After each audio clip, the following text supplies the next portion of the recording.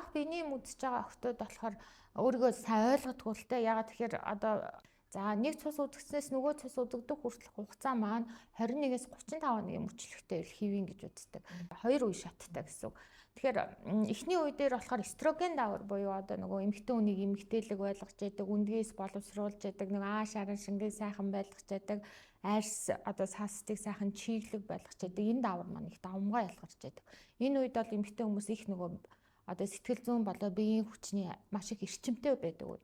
За тэгээ биений юмны яг дунд үе дээр овуляц буюу одоо үндгээс гадагшлах процесс явагддаг. Энэ тэрний сүүлийн 14 хоног нь болохоор прогестерон даавар буюу шар биеийн даавар илүү давмгай ялгарч яадаг. Тэгэхээр биений мэрхийн өмнө бүх дааврууд нөгөө эстроген, прогестерон хоёулаа ингэж унаж ирдэг. Тэгэхээр энэтэй холбоотой нөгөө биений юмны өмнөх хам шинж гэж нэлээдгүй байдаг.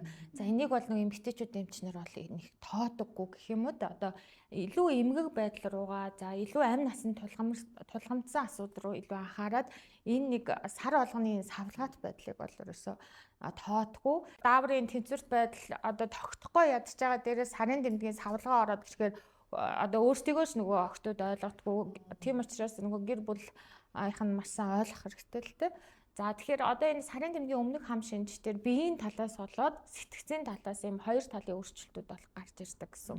За пременструал синдром буюу биеийн талаас гарч байгаа өөрчлөлтүүд маань ядрах, ууртаа уцаар ядрах, за тэгэл хөхөөр хүндүүрлэх, ууц нуруугаар чиглэх, одоо иймэрхүү зовирууд, одоо өвтгөн хатах, гиз дүүргэж гэдэг иймэрхүү шинжүүд илэрдэг бол одоо premenstrual dysphoric disorder гэж байдаг. Бүр сэтгэл тал руугаа нэлээд их өөрчлөлтүүд өгдөг. Энэ болохоор одоо уурлах, уйлах, бүх хүмүүс ингээд өөрийг нь ойлгохгүй байгаа юм шиг болох, ганцаараа баймаар болох энэ төр иймэрхүү шинжүүд бол илэрдэг.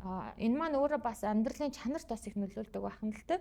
Зарим өдөр одоо бүр ажилдаа явмааргүй ч юм уу, хичээлдээ явмааргүй бүтэн өдөржингөө орондоо хөвтчих тохиолдол, хүнд зэрэгээр явагдаж байгаа тохиолдол. Тэгэх юм бол бас тодорхой хэмжээр даавар тэнцвэржүүлэх шаардлагатай болдог гэсэн. Тэгэхээр энэ хоёр хам шинжийг бол зайлшгүй мэдчих хэвээр.